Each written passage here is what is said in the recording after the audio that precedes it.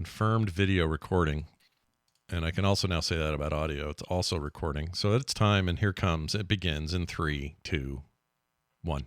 You can't let a simple headache interfere with the joy of life. Get in the way of your day. The joys of this world belong to the fighters. Let Anacin help you fight headache pain and win. Anacin helps block pain, just stops it, so you can forget about it. When it comes to pain, be a fighter. 3 great ways to look no bra natural.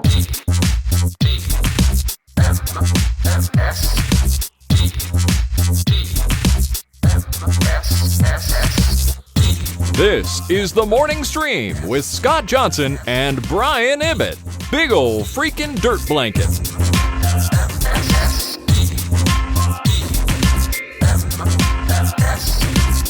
Good morning and welcome back to TMS. This is the Morning Stream for December 14th, 2023. I'm Scott Johnson. That's Brian Ibbett. Hi. Hello there. How are you? I'm all right. You know what? Hanging out with you in pre-show helped move the what do you call them? The voice box around a little. You know. Good. Feel like I've got something going on here, but yeah, I was sick yesterday. That's why there was no show. We joked about it on Tuesday, like, oh, I think I'm getting something. You said, what did you say? I said, it's probably nothing. And he goes, and you said, we'll see, or something like that. I don't know what it was. I did, yeah. I was like, I won't, I'm not going to jump too quickly on preparing feud or recording my recommendal or all that stuff was, but you were good to take a nice slow groove with, because it turns out I did get pretty sick. And then here's the weird thing, though. I was really sick in the morning yesterday. It was my throat and head and nose and ears and all this. And then by mid-afternoon, it was really clearing up. I was feeling great. I was like, this is the weirdest, shortest thing I ever had. I guess I'm fine. Let's go. And I texted you, said, hey, we're good for tomorrow. I feel great. And then this morning, well, most of the night and this morning, I had a sore throat so bad, it was like gargling little pieces of glass. Like, worst sore throat of my life. Never had one this bad. Still have it, but it's not quite as bad because I've been sucking on stuff that's helping it, and it is numbing it a little bit. And then I got green shit coming out of my nose, and I got, all that, and a headache that would not end. And then weird dreams where for some reason my sister Misha dies in a dream. I don't like that. I don't like that at all. And even though the dream had her walking around as a ghost trying to explain herself to everybody, the dream still felt real until I woke up, right?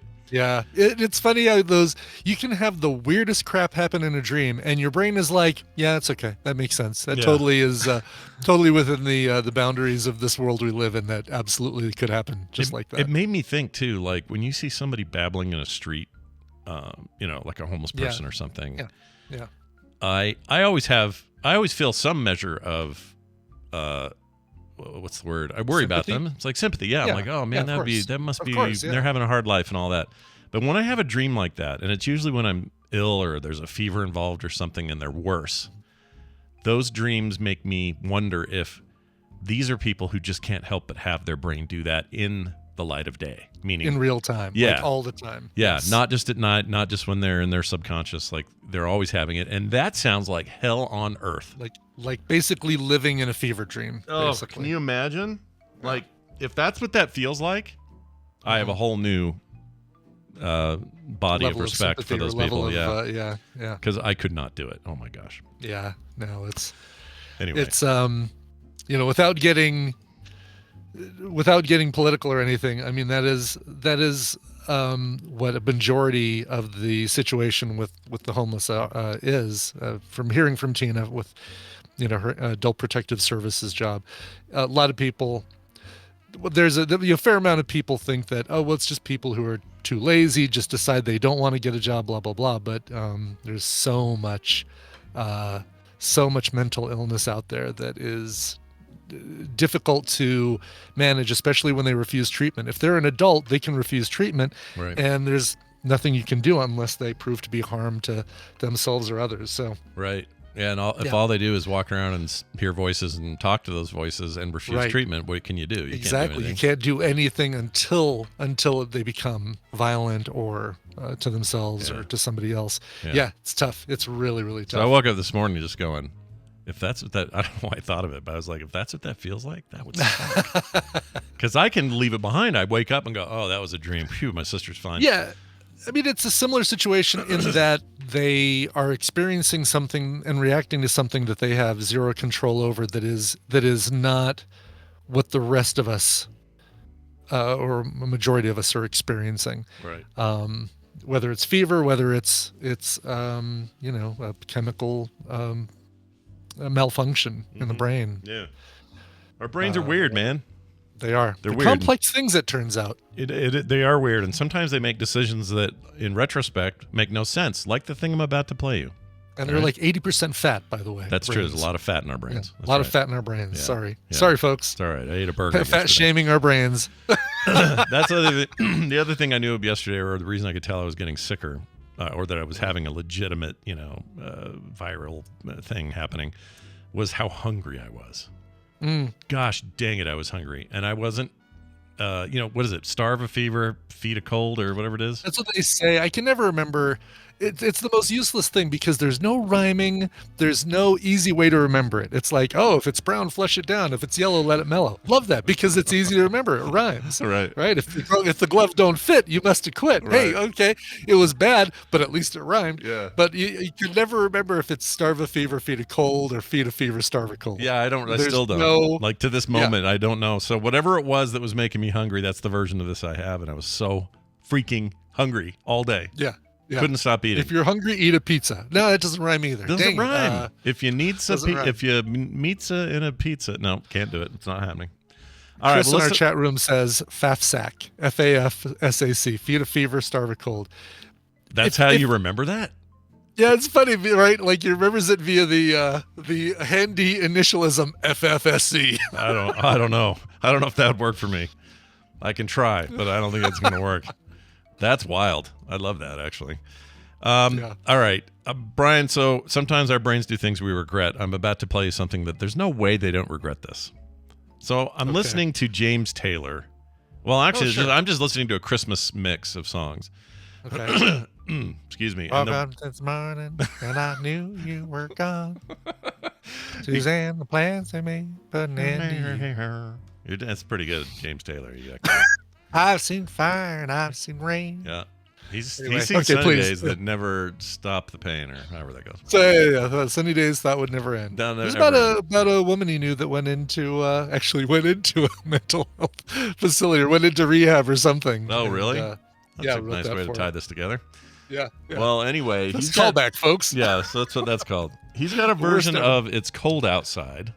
Oh yeah, sure. And that problematic song about why don't I just lock the door and keep you in my house? Yeah, it's a little weird. And there's a lot of interpretations. Like when it was originally written, it was, some people claim it was like an empowering song for women because the woman wanted to stay but didn't want to piss off. I can't remember what the deal is. There's a whole argument, which I am not going to explain here, but there's a whole thing about that.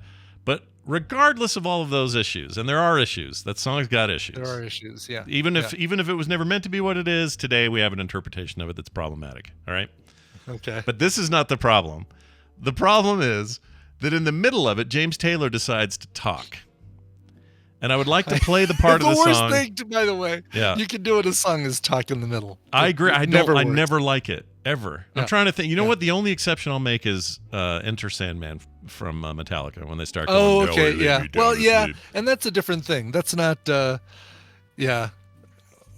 it's not let's push the story along kind of thing. Right. Right. Well, this one is push the story along in the worst way. And I'm going to play it because it's embarrassing. So here it is. James Taylor in the middle of It's Cold Outside. What are you doing with your coat?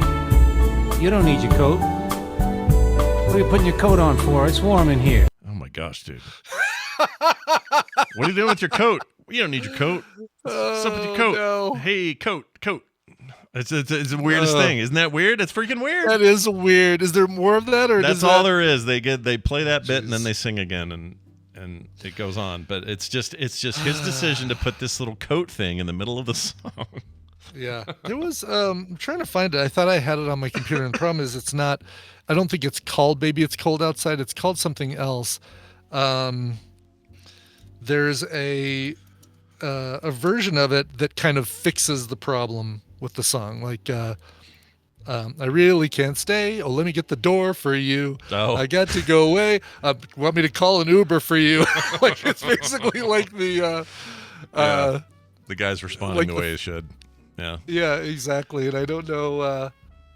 I wish I knew what the thing was. Carter showed it to me with this thing where the guy or the person, I don't know if it was a guy or not, but whoever originally wrote the thing, it was during a time where if the lady wanted to stay, she still wouldn't. I can't remember what it because was. she didn't. Right, she like that's the implication is that she really wants to stay, but she doesn't want the neighbors to talk or word to get around that she spent the night. Yeah, or her father to know or something like that. It's some kind of something like that. And I don't know why we're speaking of it in bits and pieces because we don't know people. We're not making a firm thing here. I'm just saying that's what I know that song can be controversial. All I know is that James Taylor should not talk during the middle of his. That's all I'm saying. Yeah, for sure. It reminds me also to the Dolly Parton, the new cover album from Dolly Parton. I really want to like it. And there, you know what? There are things on there that I really do like, but there's way too much. So she does a duet with Ann Wilson from Heart. They do Magic Man. Okay. And like there's what's the lyric? Hold on, I gotta find the lyric. I can't even think how that song goes. My brain won't do it.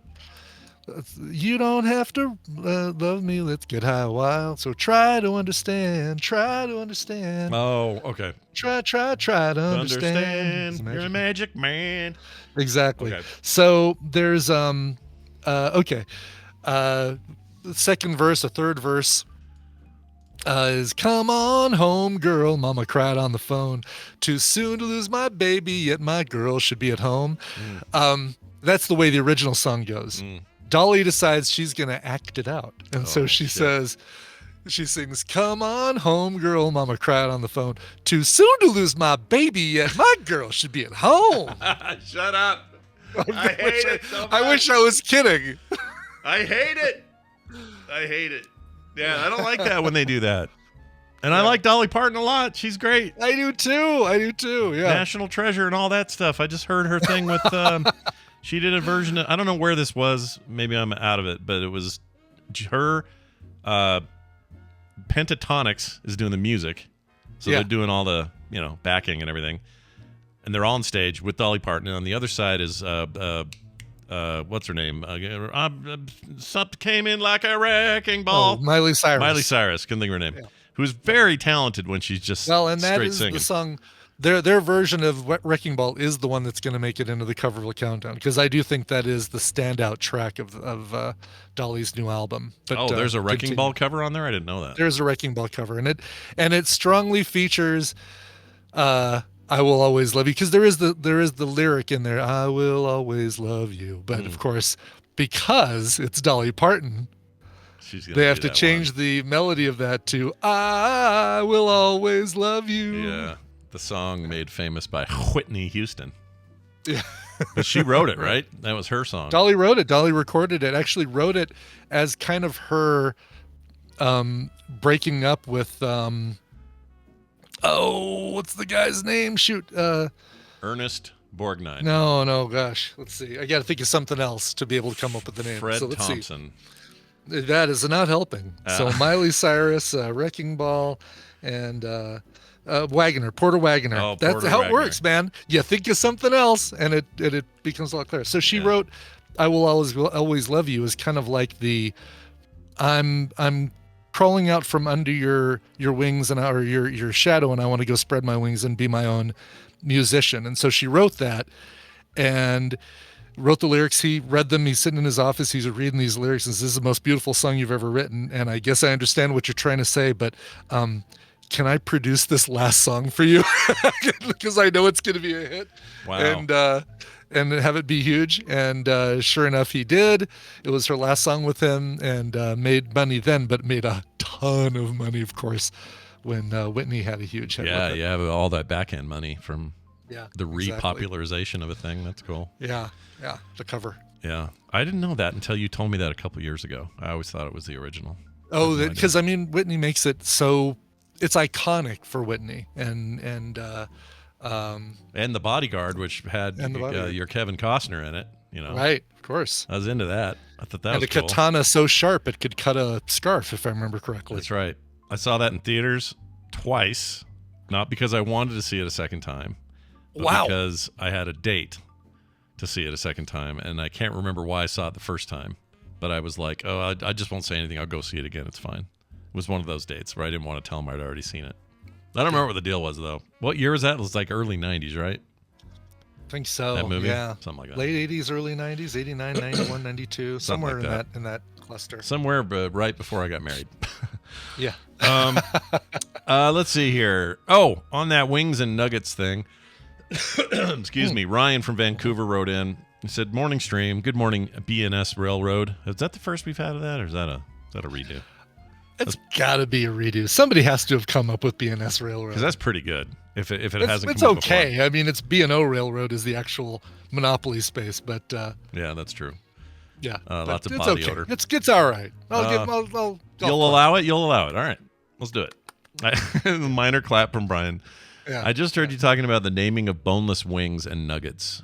This is when I was complaining that they're not actually wings. They never had bones taken out of them. They're just chunks of They're meat. chunks of sometimes breast meat, thigh meat, whatever that are, yeah. And they're fine. And most of the time they're fine. We're not talking about chicken nuggets at the McDonald's where they're pink goo. We're not talking about that. He says, I was in Safeway once and looked at the store-made sausages, and some joker had labeled them random cryovac logs. That's great. Yeah. Okay, love it. Yeah. Random cryovac logs. Love the show, though, Ryan. He says he's in Vancouver Island, another postal worker that hates Uline catalogs. So, yeah. Yet another one. Yeah. You guys are everywhere. We have more postal workers listening to the show. It's so funny. Well, it's just so funny how, that's not the thing that I expected to take off and have everybody say, "Oh my God, Brian, you're right. Those damn Uline catalogs." There's so many more things. If I'm going to make a sea change in the world, I didn't think it was going to be leading the front against the horrors of the Uline catalog. Yeah, I wouldn't have predicted that either. But yet here we are. So fine, I'll take it. All right, one final thing. This is a phone call that we got from someone who is an anti-hype, full-blown hater. So I've talked about being anti-hype. This person goes one step further, and they wanted us to know about it. And I feel like this might be aimed at you a little bit, given the music connection on it. I'm not sure. Oh, no. I'll let you interpret it for yourself, because maybe I'm wrong. But here's what this person had to say. This is Dana calling for the morning stream. How goes it, Soap and Bubble? So adding on to the conversation about Scott being outside the hype bubble, I will take you one further, where if it is something huge and I am told many times how much I'm supposed to be a part of it, how much I'm supposed to like it, such as like Scooby Doo or the Beatles, I will actively hate it. I hate the Beatles. Come at me. Love the show, bro. Bye. I feel like she focused on the Beatles because she knew you'd have a thought there. But no, I mean, I know she's not the only one. I know a lot of people who hate the Beatles, and it's totally fine to hate the Beatles. I mean, if the Beatles aren't your thing, yeah, okay, good. I was really good. I was really worried that I was going to be more targeted in that thing. I don't think I was targeted at all. Yeah, not really you, but the music angle's interesting. I don't want to skip over the fact though that she said Scooby Doo and the Beatles. Yeah, it was Scooby Doo. Interesting. I mean, was there a hype bubble around Scooby Doo? Not that I'm aware of. I don't know. Like that. Listen, you must like Scooby Doo. What's wrong with you? I don't know where that came from. I didn't know Scooby Doo had that kind of aura around it, but apparently it does. Yeah, it's and it's fine. Being basically, I think that you run the potential of missing out on some great stuff that is great yet still has a hype bubble around it, rather than just the stuff that people glom onto and is not as great but has a huge hype bubble around it. Right. You know what I'm saying? Like, I'm going to come up with something that, like the Barbie movie. It was good, and it also had a hype bubble around it.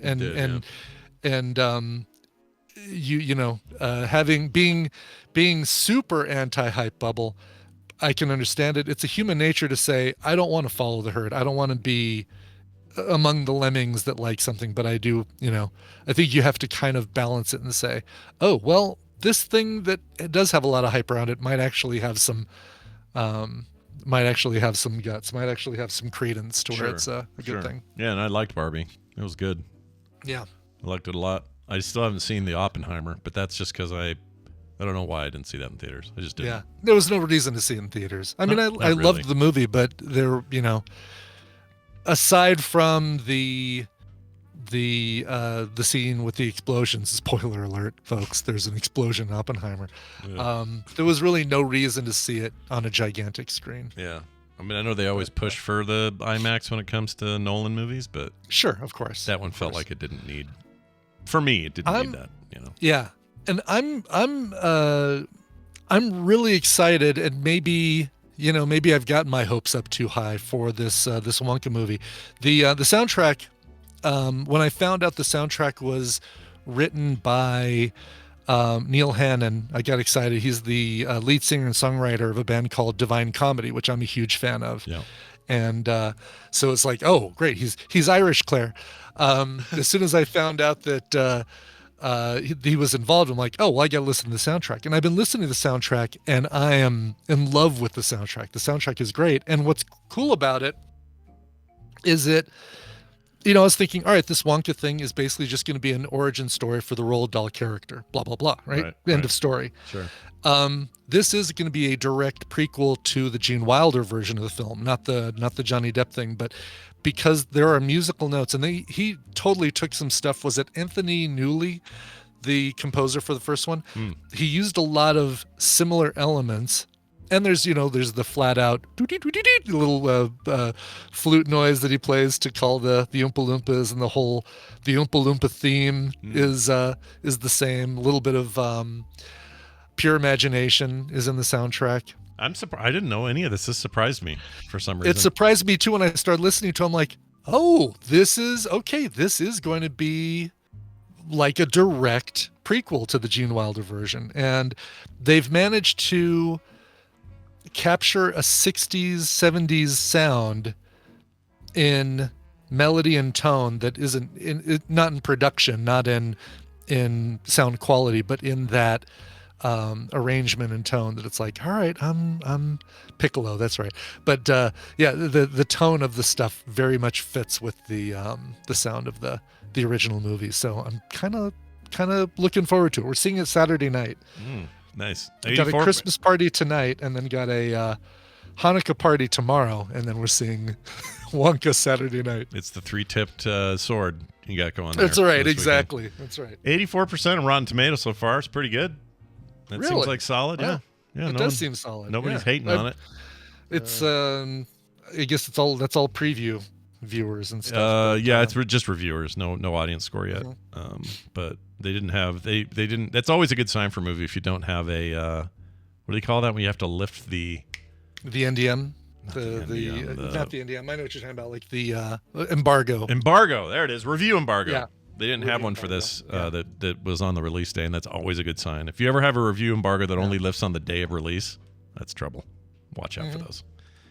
Exactly. But, and Timothée Chalamet is a competent singer, and maybe that's good. You don't need a John Legend or something, or you want somebody who's clear and easy to understand. Like Gene Wilder was. He was a competent singer. Like Gene Wilder was, exactly. Yeah, he wasn't amazing. You didn't go, oh my gosh, why doesn't guy sing more? But he was perfect for the movie.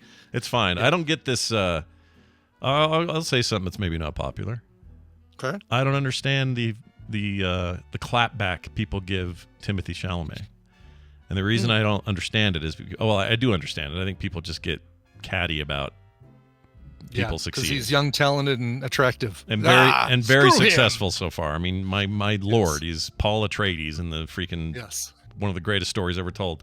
Like, I get things he does to a peach, an apricot, and Call Me by Your Name. You don't want to know the things he does to an apricot. Oh, I never saw that. How was that? Yeah. It's the only, you know how when I bring up Angel Heart, there's one thing that you think of: shotgun and a cooch. Yeah, I was assuming that we all knew it and you wouldn't have to say it. But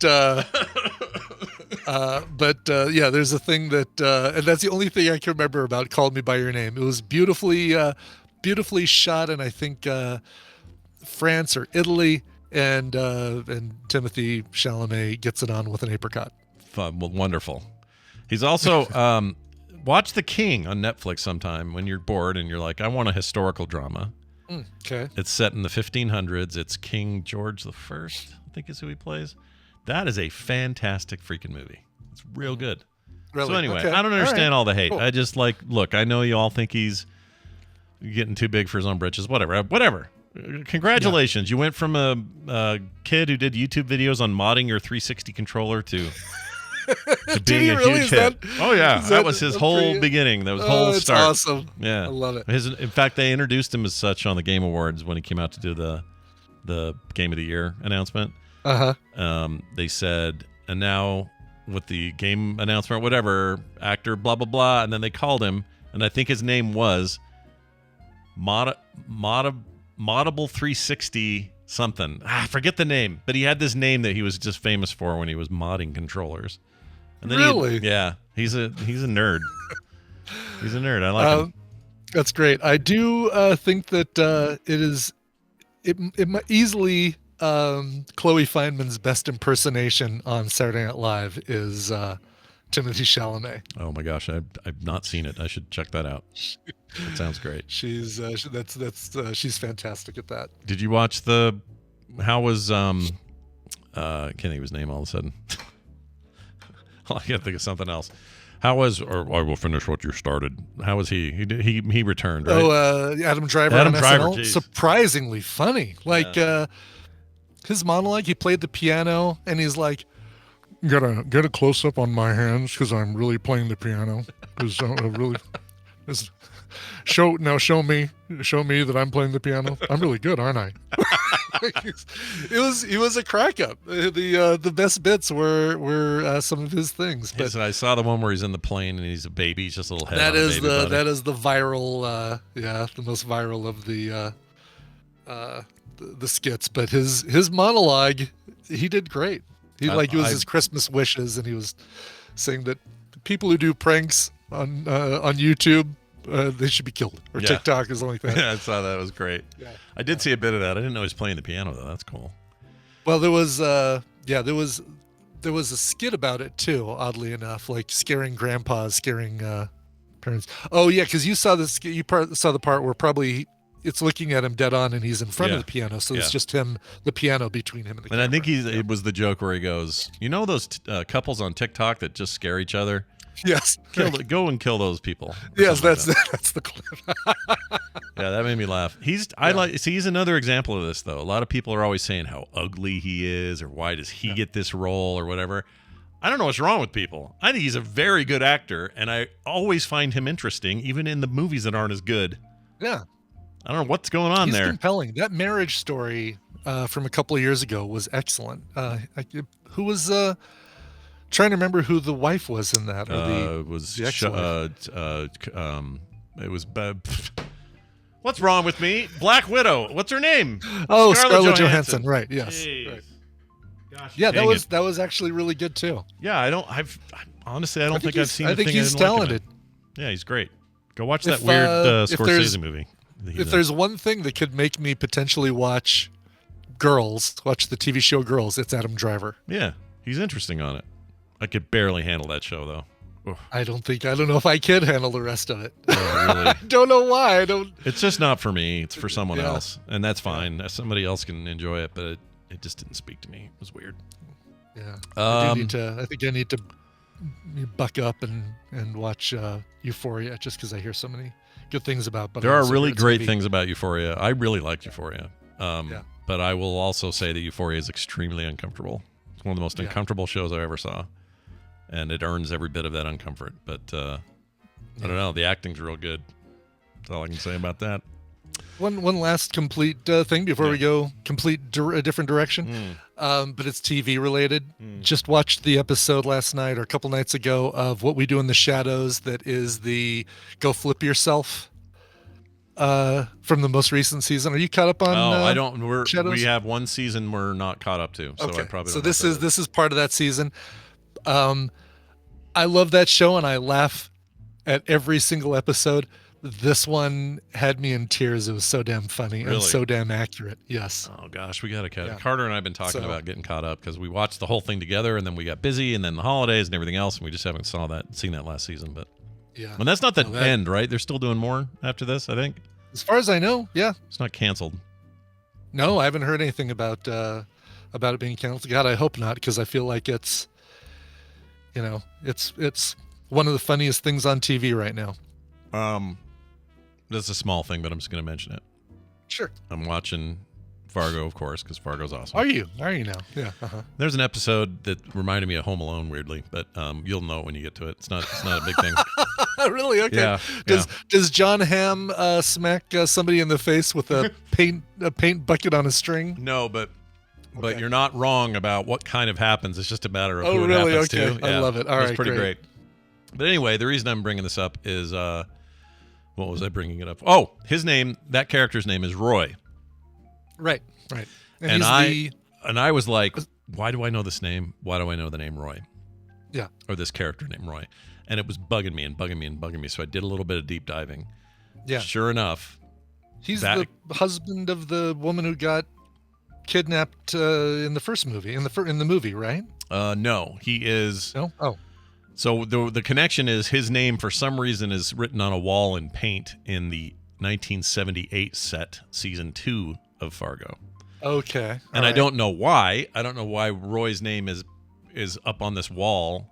Mhm. It's his full name too, not just his first name. But he would have been a kid then.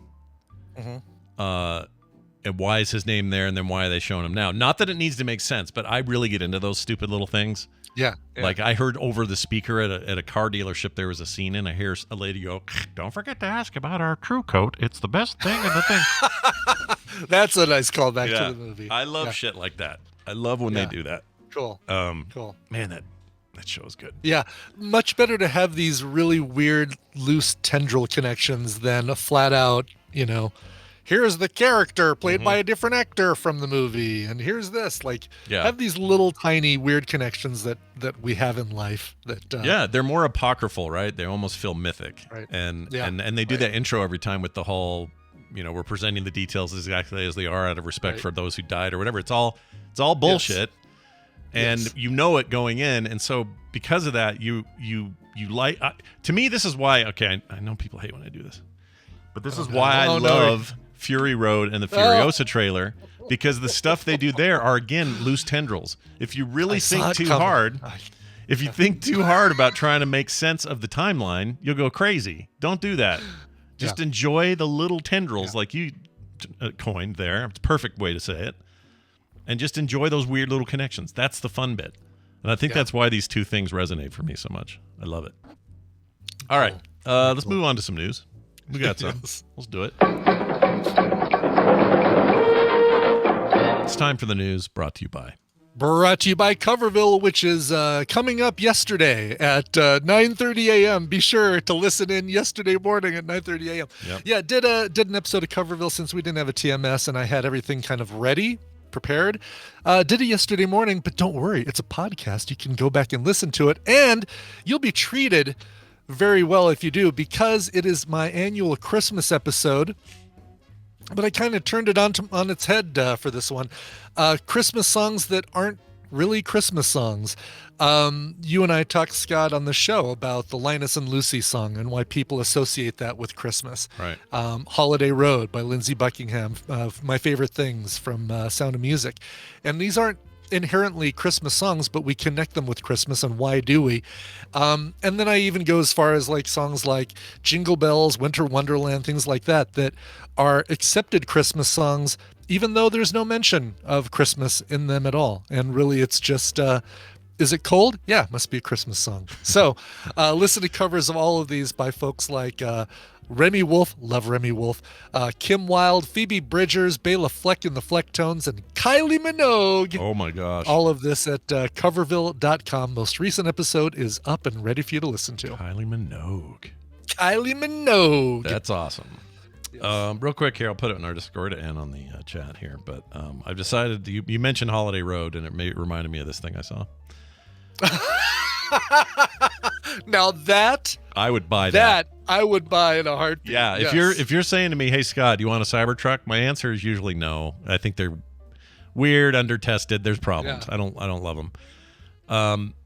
But if you said it was like this with the wood family paneling and the truckster. green body and everything, The family Cybertruckster. yeah, I love it. I think I might drive it. I think I might do it. That, you know what? That might be the way that because it's basically a blank slate. It's a blank silver slate. Yep. And people can mod it up to look like the Millennium Falcon. They can mod it up to look like the Ecto One. I mean, this is kind of where the Cybertruck might find a perfect audience. Yeah. Is modders. Yeah, I think it could be a good. What's the car in Back to the Future? The DeLorean. DeLorean. You could DeLorean that thing which itself was kind of a plain silver car, but still. Yeah. All right, time for me to take my my brain shot. All right, let's see how it affects me. Oh yeah, put it. You might have thought I've already taken it by how quickly I'm rattling. Yeah, shit no, off. yes, the other day you were definitely hyped. We'll see if it does it today to you or not. I should take one of those. I don't like the grimy bit at the bottom. You know what I mean? Like where it's settled. I shake the crap out of it before I I ingest still it. get it. I still get like a little Like bit it's of a Vallejo paint. Yeah. Yes. It is like that. Gross. Yeah, that is a tasty. Yeah, they're good. I like them. They're good. Like cram full of sugar. That helps, I think. Is it? No, I don't want to know that. A little bit. I don't think it's a lot, but it's enough to taste good. It's 2 fluid ounces. Oh my god! And I've even got readers on, and I'm having a hard time reading the text on this. It's like 1 point, 2 point text. It's ridiculous. It's teeny tiny. Yeah. But good luck with that. Yeah, I'll have a link for folks. We're doing this as a sponsorship over on Soundography, but there's nothing that says I can't share the link here. So yeah, no, why not? Give them a thing. Yeah. Yeah, they're good. so. I have a whole batch, and I don't even know where I got them. I didn't do a ad thing. Oh, really? They just sent them to you? They showed up. Sometimes this happens, like how Dunaway and I were supposed to get beef sticks, but everyone but Dunaway got beef sticks. Everyone but Dunaway got them. I know. Yeah. Everyone, like the core guys, Canada, everybody got beef sticks, but the guy who was supposed to get beef sticks. And Canada. I guess I got them too, but. Anyway, here's a story for you. There's a sea creature that they believe can fight cancer. They break it down and use it in cancer studies. It seems like it's actually doing good things. But it looks like a turd. Oh, no! Yeah, I'm going to show you this so y'all can see it. Oh, God. I'm dreading it. It is a turd-like object. There you go. Sea turd. Great things can come in small, slightly repulsive packages, says this article. Scientists in the Philippines have detailed... the great detailed molecular secrets of the Stictopus cf horrens. Sure. I don't know. There's only one T in there, so but I think it's pretty much nailed it. Stickopus. I don't think I like that. Stitchopus. Yeah, I don't love it. Sea cucumber species that bears more than a passing resemblance to something else, they say. Their findings indicate these animals contain several compounds that could potentially benefit humans, including anti-cancer agents. It's a sea cucumber native to the Southeast Asia that's well known to marine researchers and locals for its unique characteristics. These invertebrates will quickly shed off their external surface when touched by something as a defense mechanism. For example, like other sea cucumbers, they're also highly prized and sold in some countries for either food or traditional medicine. But they think it might actually have some studyable thing. Anyway, it looks like it just looks like a turd. That's the story. Yeah, I mean it. There is no. It's not. It kind of looks like a turd. No, I mean that looks like a. Looks like a that poop. looks like a. Yeah, like a waterlogged poop. It's been in the water. You ate a lot of Cocoa Puffs. That is what your poop would look like. Yep, Rice Krispies. If you were cuckoo for Cocoa Puffs. Yeah, if you're cuckoo for if you scroll down, you get a more of a green one. This one looks like. Okay. This one looks like trouble. Maybe talk to your doctor if you're having these. I wouldn't recommend that. Anyway, there you go. Thanks, Gizmodo, technology site, for talking about turd sea creatures. Next up, we'll stay in the sugary cereal realm. Okay, good. Thank you. Not really cereal, but breakfast food, I suppose. Anyway, a thief has stolen a Krispy Kreme van with 10,000 donuts inside. Oh, man. Oh, geez. That's a lot. That's 10,000 donuts. That's a whole city having a Of 10,000 subpar donuts. I know there's a lot of love for Krispy Kreme. A lot of it doesn't come from me. None of it comes from me. I kind of agree. They're fine. Yeah. They're fine. Yeah. You know, in a pinch, Yeah. someone brings me a box of Krispy Kreme donuts. Don't worry, I will consume the whole thing. But I'm not like if you say that there's a Krispy Kreme a mile away and a Lamar's Donuts 10 miles away, I'm taking the extra time to get Lamar's Donuts. Yeah, you'll spend that gas in that time. I will absolutely spend that gas. Yeah. They had their deal on the 12th because it was 12/12. Buy 1 dozen, get a second dozen for $1, and even that didn't appeal to me enough. Well, the fact that I don't need to go out and buy 24 donuts probably was the big reason I didn't do it. But yeah, even getting one of those boxes for $1 wasn't enough to enthrall me. they have other kinds like the chocolatey covered ones and like goo inside and all that. Those are all kind of bad. They're not good at all. Like I think that the standard donut they're famous for. Yeah, they're like it or not, it's glazed. It's their hallmark, right? It's their thing. Yeah, right. But when they try to make other stuff, and they're like, "Well, here's a bear claw. F off. I don't want that. You just don't know what you're doing. Doesn't taste right. It's not as good. Yeah, get Dunford cake donuts. You guys, they're the best. There you go. Anyway, a Krispy Kreme delivery van containing 10,000 fresh donuts has been stolen. Not really fresh now, are they? No. According to the donut chain, the van was en route to various delivery sites in Newcastle when it was stolen from a Carlingford service station. Never heard of a Carlingford. This is Australia. Is it? Yeah, I didn't realize Krispy like Kreme was in Australia. Yeah, Wow, it surprises me. Lucky Phil, are you down with the? Have we checked on Lucky Phil to make sure he's not the donut thief, the donut bandit? Oh no! What if he? See, I don't see him in the chat today. What's he doing? He's sitting there eating 10,000 donuts. Is what he's doing. It's not a donut. No, this is not a donut either. Nope, this one's not a donut. Nope, none of these are donuts. All 10,000 of these. None of these. All 10,000. None of these are donuts. I don't see him in the chat. I don't think he's here to reply. Anyway, they're trying to replace all 10,000 donuts and get them to their proper destinations. I'm guessing that'll be easy. I can't imagine they're not really like expecting those donuts. Like we're gonna find those donuts and we're gonna, even though they've been stolen, we're gonna assume that they haven't been tainted in any way and we're gonna take them to where they need to go. I would hope not, man. No, I think they write off those donuts. It's probably more the truck. Yeah, get the truck. It's funny here though. It says the thief is believed to be a woman. It's a weird thing to add because they're not giving us any other description. So what's the point? Why would you tell me the gender of the driver? I don't know why you do that. I don't know. It's weird. That's right. Yes. Yeah. I don't know. Anyway, I mean, it's fine if you do that and then go with long, curly black hair. Right. Exactly. Like give us a description. Yeah, so we know what we're looking for. Because she did not refuse to ask for directions when she stopped somewhere. Is that how they know she was a woman? I guess. She pulled the truck over and asked somebody for directions instead of thinking that she could figure it out herself. What if there was only one woman? Oh, there's Lucky Phil. What does he say in the chat here? He says, I know Carlingford. Oh, he grew up close to this area. Oh. Okay. Do you, what is your, Lucky Phil, what are your thoughts on Krispy Kreme? Are you, I don't know what they, yeah, what kind of a presence they have in Australia. Yeah, because I would have thought, I don't know, it just seems like a chain I would never expect to make it all the way there. But. Yeah, totally. And here's a great example of the hype bubble. When they first came to Colorado, lines around the block. Oh, yeah. And people like spending the night there to be the first ones to get Krispy Kreme donuts. Same with In-N-Out Burger. It's like, yeah, it's an adequate donut. It's an adequate burger. But it's certainly nothing that I would wait more than 10 minutes, 15 minutes to get. Fully agree. We did that with Krispy Kreme when it came out. I guess we got our first one in geez. That would have been before I left there, so probably early 2000s. Oh, this was when you were in Mountain... Eagle Mountain, yeah. So it would have been... And me and a bunch of people at the company I worked for drove down there and waited like an hour in line. It was so stupid. So stupid. And they weren't that good. It was like, oh, okay, this is what everyone's freaking out about. And then when we got In-N-Out some years later, same thing. And then when we got Cane's, Raising Cane's, holy shit.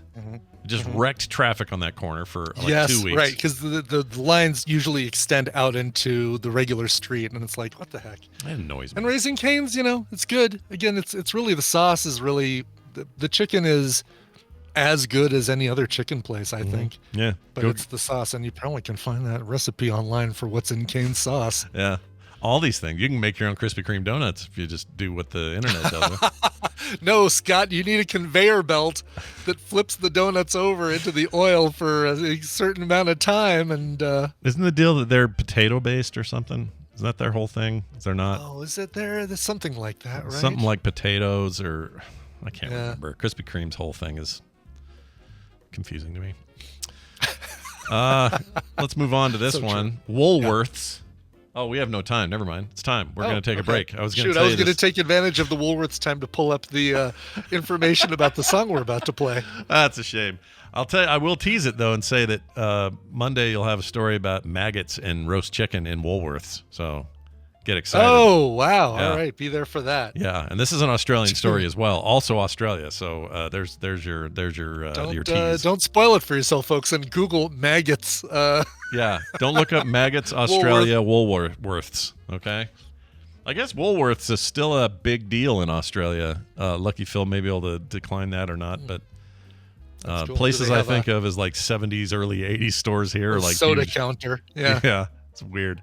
All right, we're going to take a break. A 5 and dime? When we get back from this break, my sister's going to show up, and we're gonna read a thing. Actually, I'm not going to read it. I'm going to play a file.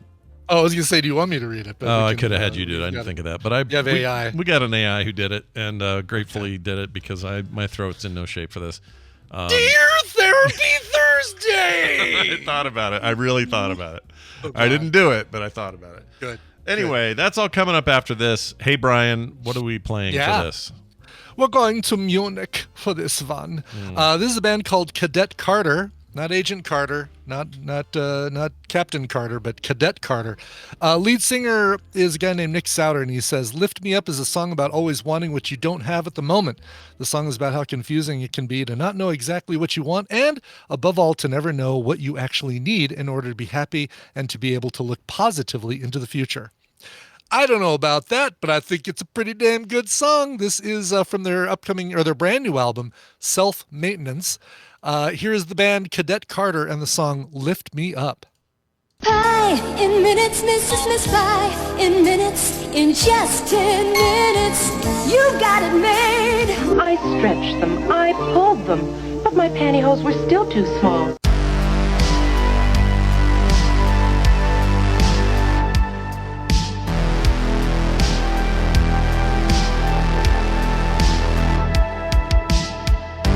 Do tell me who that was one more time. I totally will. That's Cadet Carter and a song called Lift Me Up from their brand new album, Self Maintenance. Nice. Gonna do a little self-maintenance myself. I'm doing some self-maintenance right now. Yeah. At some point, you gotta maybe capture a little audio from the Wing song "Santa Claus on a Helicopter" for our coming back from a break. Oh, that sounds all right. I haven't heard of that. Yeah. Okay. It's in our. I'll give you a link. It's in our. It's in the TMS chatter Discord. I'm in. It's glorious. All right. It is glorious. I like glorious things are my jam. I like them. Yeah. All right. Let's get Wendy in here. She is halfway. Well, no, more than halfway across the country from here, I guess. I don't know. Let's measure it. Let's measure it. Minnesota is approximately. Oh, geez. I don't know how far. I don't want to do the math. That sounds like math. There's a lot of math. Yeah, we don't want to. Nobody wants to do that math. Let's see. How many? You really are doing the math. Well, I gotta wait for Wendy anyway. So. Oh, it's true. All right. How many miles from SLC to St. Paul? Let's say. Okay.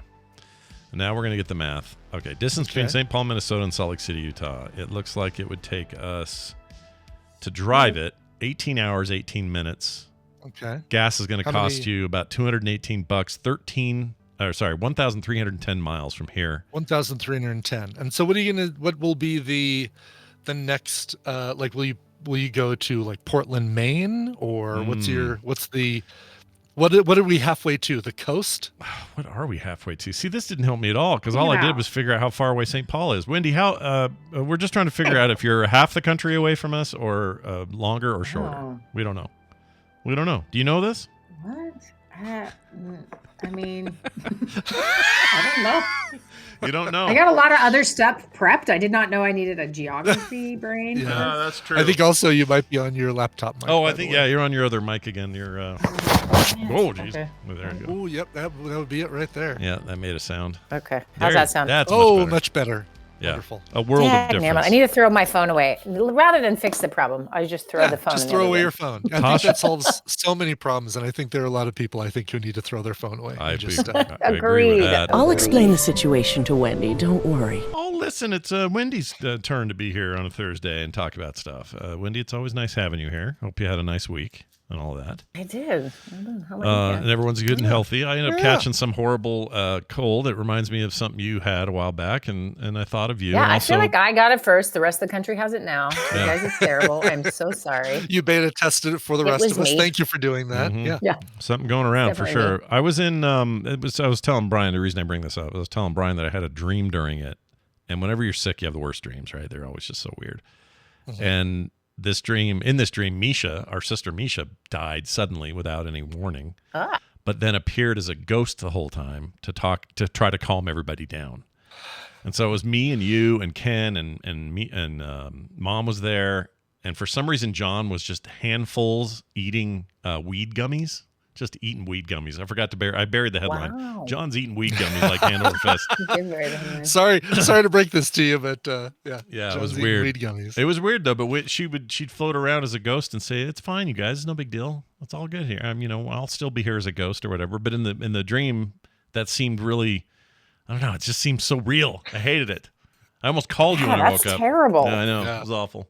So anyway, fever dreams. F those. They're lame. I don't like them. They're bad. Let's get to today's thing.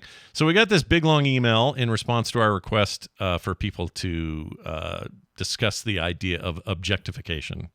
Yeah, And, and it was the perfect email. It is absolutely perfect. It's a little long though, and my voice is garbage, or it's starting to be. So I'm going to play this audio. I made an audio version of it, and it will read just fine. So here it is, and let's talk on the other side. Hello, Wendy, Scott, and Brian.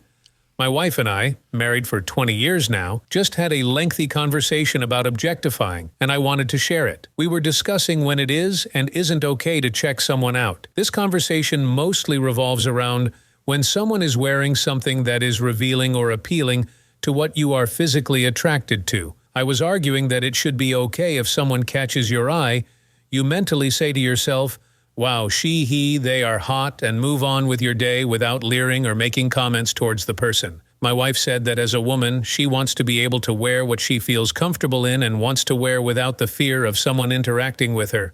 Through this conversation, I realized that on one level, I objectify the people I see that I find attractive and justify that to myself as everyone does it, so it should be okay, as long as I am not making people feel uncomfortable. Speaking with my wife about it made me feel a little more sinister is the best word I can come up with. I also spoke with some close friends who said they don't have the same issue of checking out people they find attractive. This also led into the conversation of do they deserve or should be expected to be looked at because of what they are wearing or how they look. Of course, everyone can agree that they should never feel in danger because of what they wear, how they look. It also feels like victim blaming to say they should expect to be looked at if they are wearing something that the general public would view as revealing sexy. We also discussed that in a perfect world, someone would be able to display somehow that they either are or are not okay with being seen this way, and that everyone would respect those wishes like some kind of pin or something. Because of this conversation,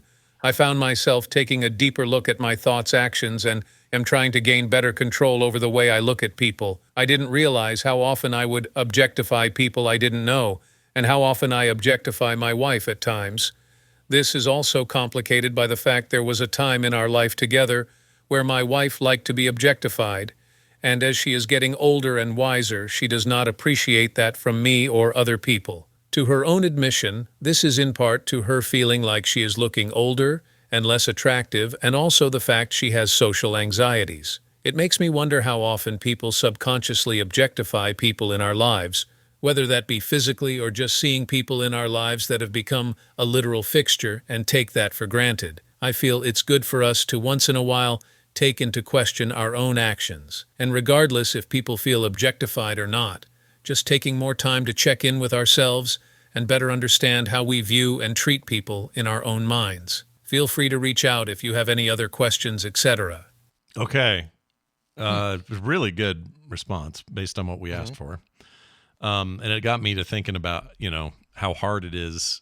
I was at the mall the other day, and it was impossible for me to not notice a pretty woman, right? Over there looking at a kiosk or something, and have me, even if it's just a quick glance, to go, oh, she's good looking, and then just move on.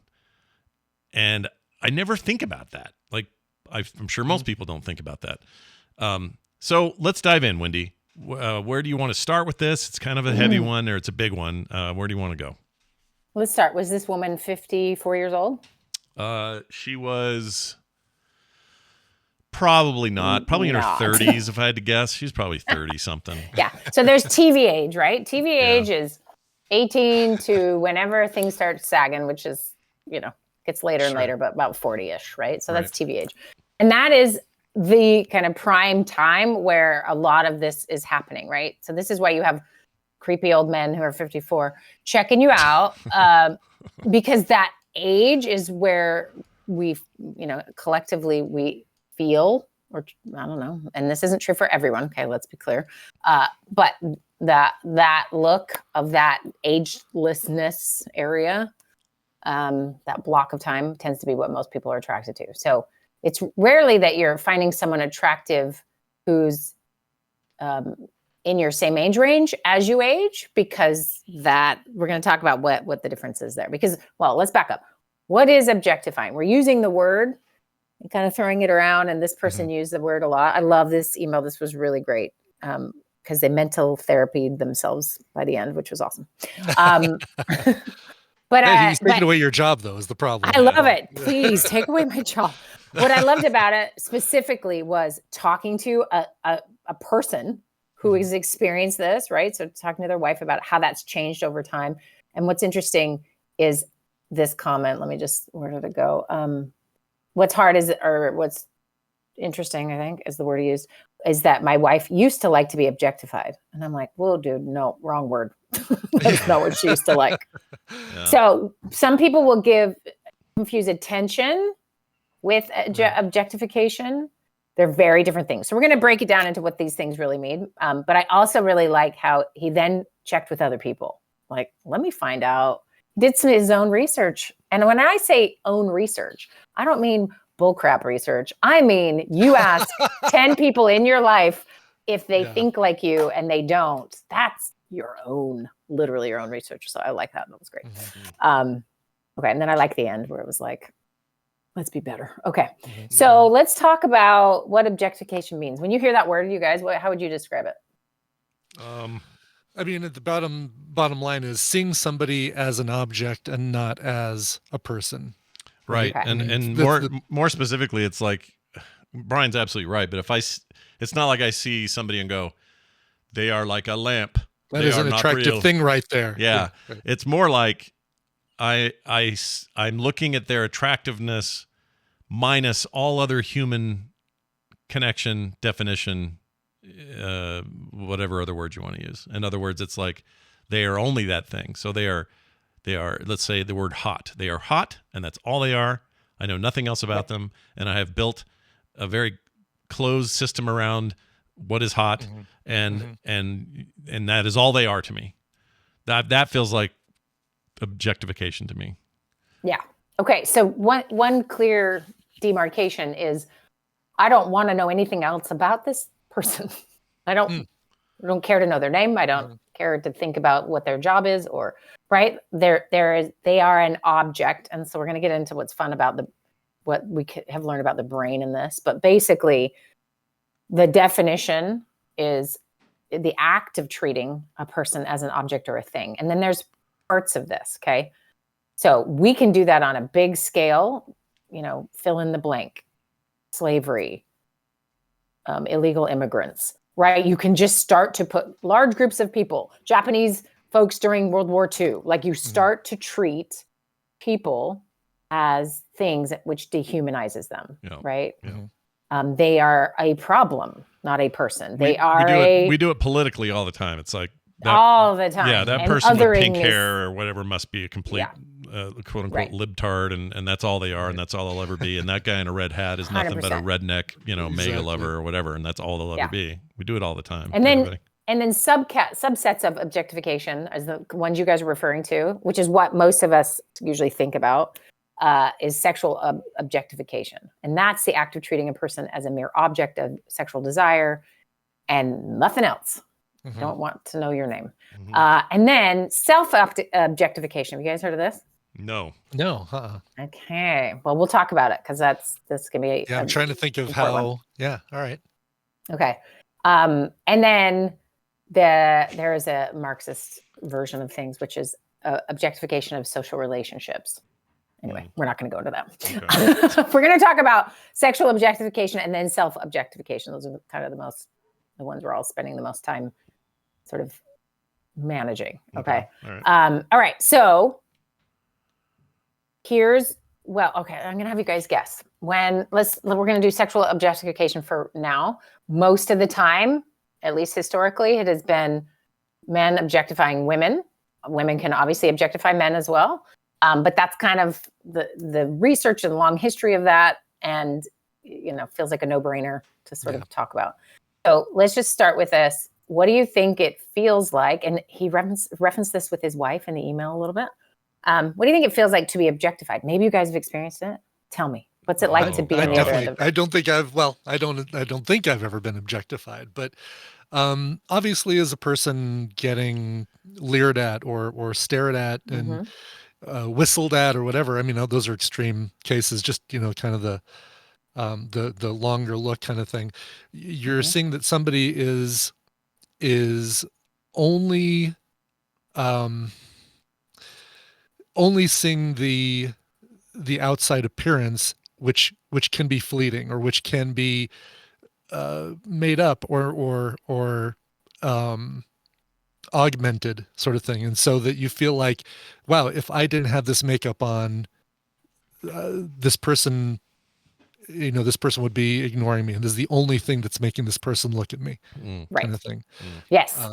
Yes. And if you take kind of the what that feels like to experience, and this is going to resonate to anyone who has been objectified in multiple ways or over a lifespan, is there is an impact on you that affects your mental health. Absolutely. Which, because think of it as your one quality thing that you cannot control for the most part, just is what it is now all that you are. And so it can lead to all sorts of like, what happens if I lose this? Do I become nobody? 100%. Our obsession with aging, our obsession with beauty, all of those things is because we have absolutely internalized this experience. So there's a great quote from a couple researchers that talks about this. It says, perhaps the most profound and pervasive of these experiences is the disruption of the flow of consciousness that results as many girls and women internalize the culture's practice. So essentially, like, okay, you're walking along and you see someone, they're looking at you and objectifying you. It interrupts your flow of consciousness. It interrupts everything you're doing, right? And then reaffirms that you are just your body or just your appearance, right? So this happens over and over and over. And then you could just take what social media has done with this, what has always been the case. And then we've got this sort of victim blaming on the other end of, well, you wore a thing, which means you're to blame for the male gaze doing whatever the male gaze decides to do, right? And so you have this going back and forth, and this is what leads to what we call self-objectification. So if you are being treated like an object, and then how do you respond to that? I guess it depends on what the input is. So for example, this hot chick at a kiosk in the mall. Yeah. And probably a woman with some children. Yeah. And you are objectifying her, Scott. And she looks up and sees you and feels objectified. What are her options? Well, it's Well, first let's be Walk to clear the about other what I was side of the actually. kiosk. Let's be clear about what was actually going on. So, I just want to Play it make up for I now. want to make this clear. Yeah, It 'cause wasn't this like sounds really bad, Scott. You better explain yourself. I wasn't like some kind of slobbery Tex Avery cartoon character who sees a girl and his eyes pop out. It wasn't like that. It was just like, I don't know. I just noticed she looked like a very nice looking person. I didn't go, oh man, I wish I could get that. It wasn't like that. Here's the thing. Let's pretend it doesn't matter what you were thinking. No, And you just I'm sure it looked at doesn't. her. I'm sure it She doesn't. felt So- objectified. Yeah. No, this is good. So, I just wanted What that. could she do if now again you got to think of the ramifications of being objectified is it takes a toll on your sense of worth as a complete person. Now the high of like, ooh, I'm getting attention is not unfounded. That happens, right? Sure. And often men are like, I'd love if people did this with me. And you're like, okay, but you wouldn't actually if they didn't want you to ever open your mouth. Right. Or they didn't want to know you completely, right? It's just they were staring at your butt. Yeah. And they're like, yeah, it's great. Well, okay, let's do it for generations and generations. I promise you wouldn't think it's great. All right, here's But what I would yeah. if I were her. I'm putting myself in her position. She could do the standard turn around and go take a picture. It'll last longer, and then leave. You know, like one of those. She's too young for that phrase, but yeah. Yeah, right. Well, I don't know. She's in. Like I said, she was like in her 30s. I don't want people It's thinking fine. there's some 12-year-old girl there or something. I know, I got you. She's 30. She can vote. She could have said, yes, she could definitely vote. She's Okay. if she could turn around and say that, or she could do what most people probably do, which is ignore it and hope I go away. Is probably what most people do, right? Yeah. If they notice it at all. Like if they see that there's some dude looking at them in a Walmart or something, I'm guessing most just want to get out of there. Mm-hmm. Right. Is that true? Well, I don't know. Yeah, want to get out of there. Oh, 'Cause- but- 'cause and the answer to only the way to question like that- manage it, Yeah. so you're not internalizing it, would be to externalize it, right? Which might be take a picture, it lasts longer, or Yeah. excuse me, do you need something like to become a thing, I a real help you? person instead of an object? Yeah, Uh-huh. so to break that barrier between what I was looking at, which was somebody who's never going to interact with me, and so I can look however I 100%. want, It's a think picture. whatever I want. Yeah, it's a picture. You're right. Yeah, you're Right. totally right. And if she then made herself real, and maybe not you, but what would someone then? How would that response be? Oh, I would be like, I'd hate it. I'd be like, oh my Yeah. gosh, I'm so sorry. I didn't mean to. That's not. I'm sorry. That's not what I was. Yeah. Yeah, you would try to Yeah. explain Nope. yourself, and none of it would sound right. It would. And it wouldn't matter because in this case, it's less about what you feel and more about what she feels. Oh, 100%. Yeah. So Right. the fact that you would sit there or stand there and fumble around with your words trying to explain yourself would just show that you that you were totally objectifying this person. Right, Have you guys ever heard of this online where a woman doesn't look how someone expects and then gets just tons of hate for it? Like you didn't shave your armpits, you're the most disgusting thing in the world, or you know, Maybe. just think of that concept. Maybe in person people could behave a little bit better, but online they do not, right? When an object refuses to be an object, the response is usually anger, Yeah. right? Yeah. Right. Or in the- And more dehumanization. It's like, let me put you back into object mode, take out the humanity. And there's a really strong reaction to that. yeah. Right? Yeah, I definitely see that online a lot. For Yeah. sure. And you give somebody the option of anonymity, and they turn into the worst version of themselves. Right. And whereas if someone in public called them out, they might have been quiet, but they're going to go and tell everyone this horrible person did this thing, like that lack of self-awareness, and what that is legitimately a real thing. If you're defending your behavior, you're defending that you objectified another person. Right. And because it is actually nothing anybody wants. Nobody wants to feel like they're being treated like an object. No one wants to see themselves that they are objectifying others, right? And so that's what I loved about this email too. He's like, I'm going to take the full journey and find out, oh, wait, I actually kind of do this, right? As if it's like a right. What's I have the the right difference- to check out someone. What's the difference between this and say, I don't know, you're out. Let's use the mall again. You're at the mall and you see somebody who's on crutches missing a leg.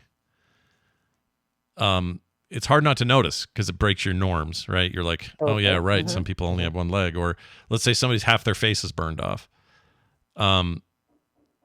That's different, right? Or is it the same? Because you're still kind of objectifying. You don't know them. You don't know who they are. You're seeing them just as that is a person with their part of their face burned off, as opposed to that's a person who's, got a life at home, enjoys working in his garden, right? Blah blah blah. Way more able than I'm giving him credit for. All those things. Is that the same problem? I think it's the same problem. I think one ingredient really matters with at least sexual objectification is that it's for your pleasure. Now, staring at someone who has a physical oddity might also be a weird kind of pleasure in terms of like, ooh, like curiosity or that. Again, objectifying, like think of early Barnum and Bailey stuff, these objects are for my entertainment.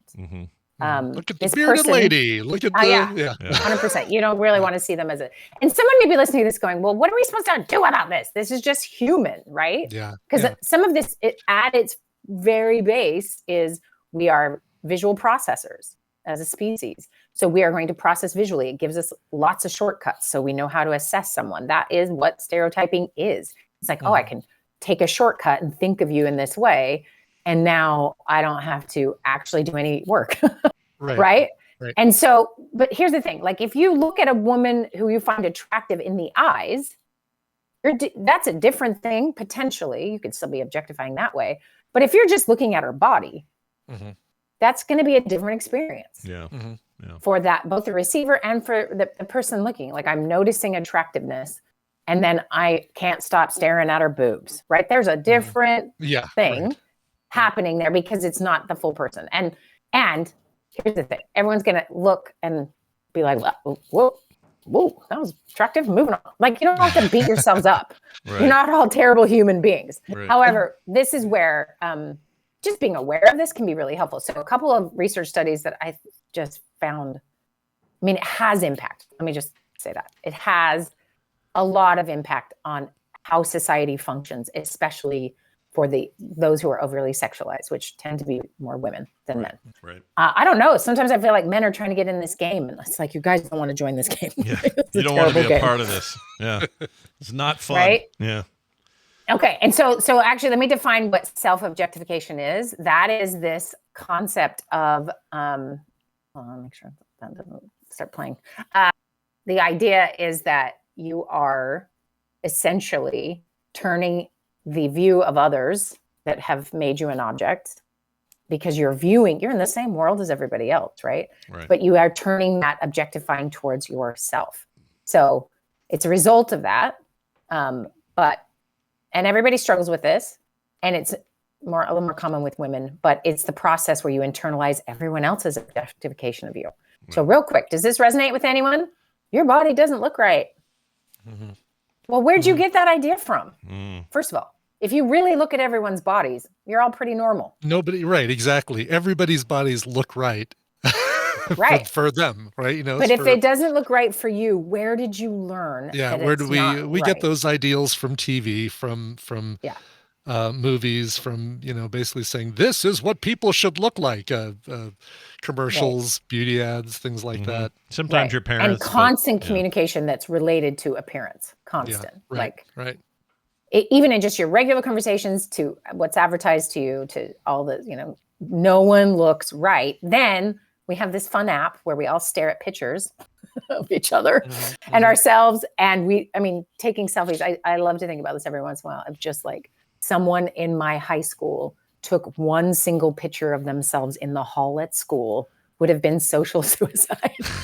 Like what a weirdo, right? Yeah. Like there's no way anyone even thought to do that. And if they did, it was to be silly. It was something else. It was not, look how good I look, right? Like it, and maybe I could be wrong. I missed a whole subset of people in high school, but I'm pretty sure because it was just not norm. And now it is so norm to have more pictures of yourself on your phone than other pictures, right? And then we see that's self-objectification. What are you doing?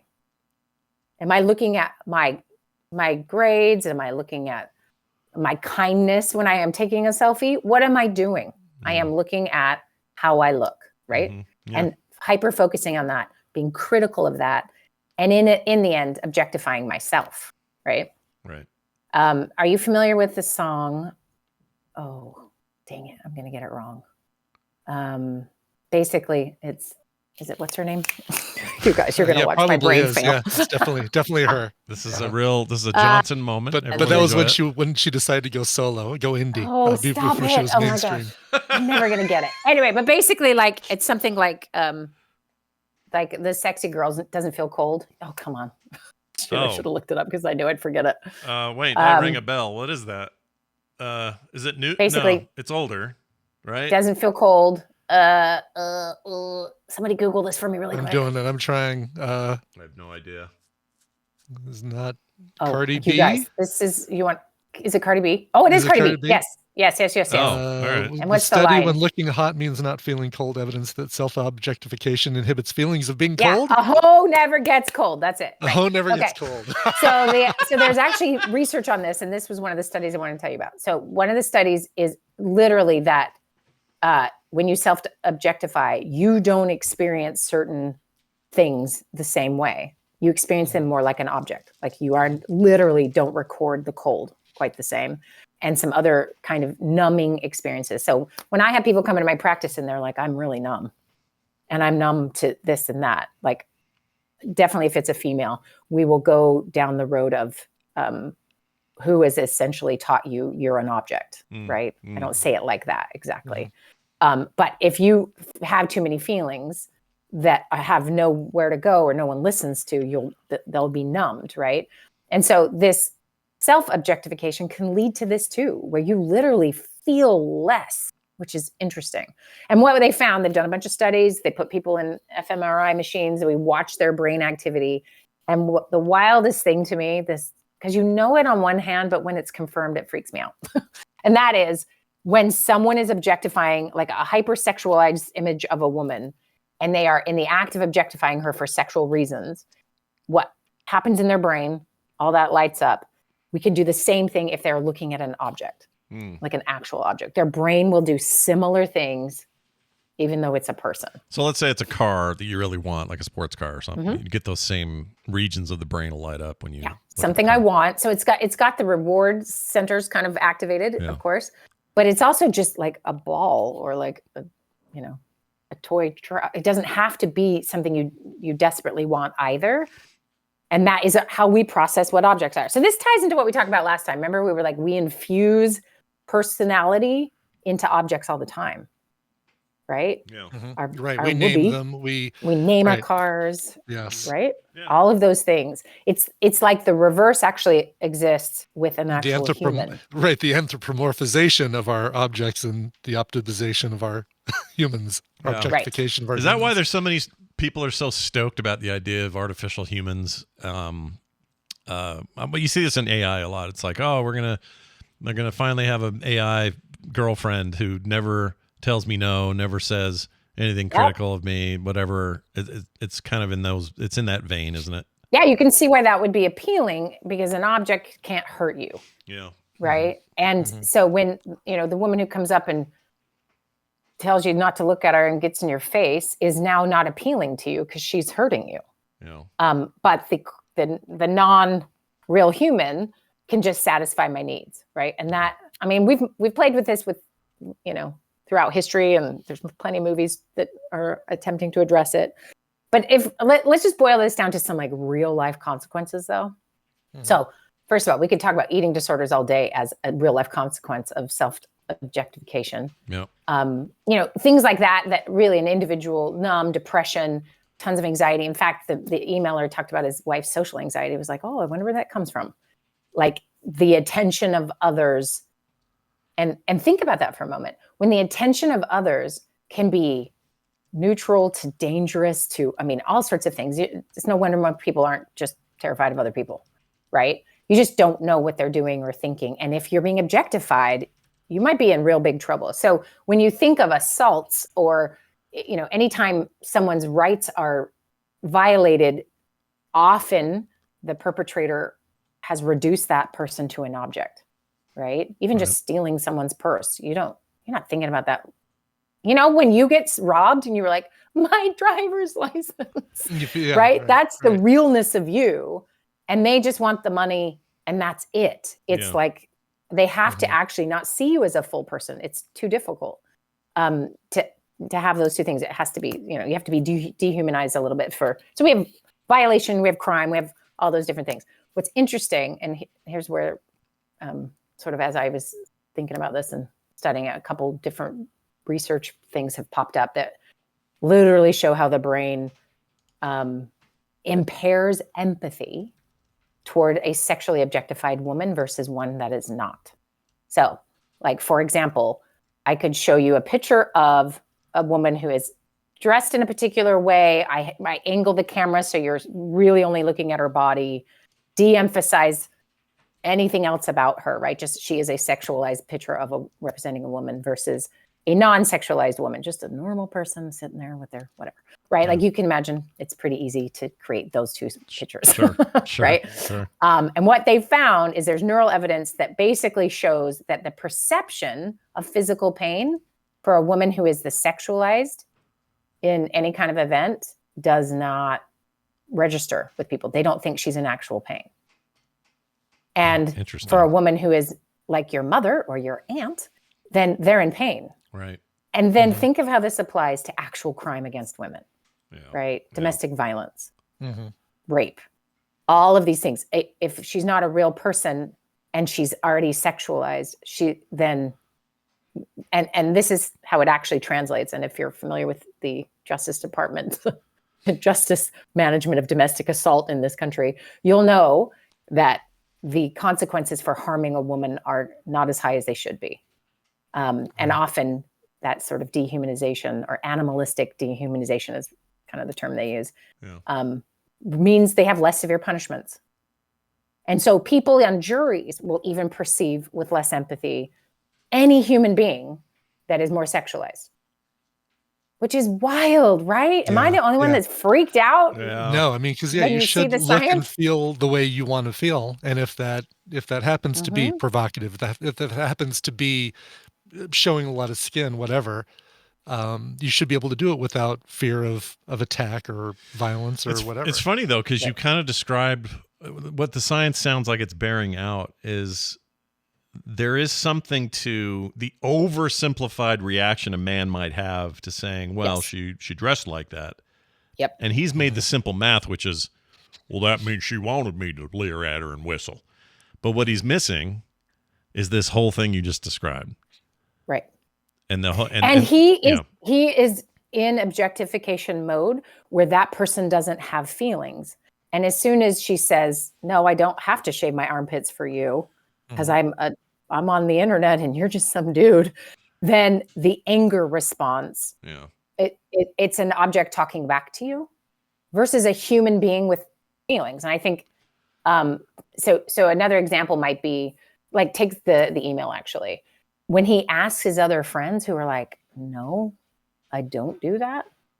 That's something to pay attention to because for every maybe one person doing this, there's probably 10 who are not. And maybe, fluctuate in degrees. And that's why when anyone says, and this, you've heard this is classic politics, right? Which is, I have daughters. It's like, that does not preclude you from being a full-on a-hole. Oh, yeah. Right? It does not. Yeah, I hate that. Whenever somebody starts their thing out that says, as a father of 2 daughters, like, don't start that. Don't be. And here's the thing. Exactly. If it meant as a father of 2 daughters, you could then see this person as human, then cool. But what you're saying is I'm excusing my objectification of another human being because I have daughters. Yeah. It's like such a use of, it's infuriating, right? That one. But again, that rationalizing and that response, defensiveness, I'm going to call it the shadow because I have something to say at the very end about shadow. That is really commonly applied when you're called out for objectifying somebody else. So I'm not going to solve all these problems, but really check yourself. And I love that this guy was willing to do a little bit of that. And one great way to sort of check if you are objectifying someone else is just make up a backstory for them and see if your attraction levels out. Right? Is the mother of two, like that lady in the store. Basically, whether people want to admit to it or not, that's up to them, I suppose. But if you're walking around a public place and you see someone who's attractive, or you see a movie and you're like, wow, that actress is beautiful, or I have a crush on what's her name or whatever. Everybody's doing that, whether you admit it or not. What I'd like to do is figure out how you can get your brain to interrupt you and say, oh yeah, by the way, remember, these are people. And remember, give that speech to yourself. Say, as a father of two daughters, you should know that girl's maybe a year older than your daughter at the mall. Like, your daughter's 29 or whatever, and she's 30. Like, what are you doing? Like, just visualize them going home at the end of their day. They acted in that movie you just watched, but they go home. They put dishes away. They open up the dishwasher and get stuff out of the dishwasher. And oh man, there's water still in this cup. Darn, I'm gonna have to rewash it. Or this the egg didn't come off of this plate. Like, just all the mundane things, and it humanizes it, and it puts everybody kind of at the same level, and not this. The trick is just remembering to do it, or having the wherewithal to go, stop it. Right. Okay. So when they yell at me for staring at them, I can say, well, no, initially I was staring at you because you're pretty, but now I'm visualizing you emptying the dishwasher, and so it's okay. And for some, that's a turn on. So you got to be careful. That's true. So one way to think about this is there's a spectrum here, like from this emailer and his friends, they're on the lower end of maybe objectifiers, right? And this guy maybe a little further along the road than his friends. And so for maybe him, just recognizing, wow, I got some shifting to make, some like, let's think this through, listening to his wife have this conversation, take it upon himself to maybe do things a little differently. Like you're saying, maybe remind yourself, hey, this person's a human. The other thing to do is like maybe really check your own, your privilege in that, and then like your own self-objectification, which I want to talk about now, which is what is that? Well, yeah. Sorry, I want to finish the spectrum thing. So all the way to the other end of the spectrum where you are harming other humans because you think of them as objects. Right? We have a really big spectrum in the middle there. And you can just have a little honest inventory. And what are you doing? And et cetera. Right? Now, here's the thing. Can we appreciate beauty? Yeah. We're built to do that. Right? This isn't about shame. This isn't about you're a bad person. Just like we're looking for danger. We're looking for sustenance, things like that. We see beauty, and it's probably because we're like, I need to further my line. Oh wait, no, I don't need to do that. I'm married. Exactly. My line is furthered. Also, it's as far as it's going to go.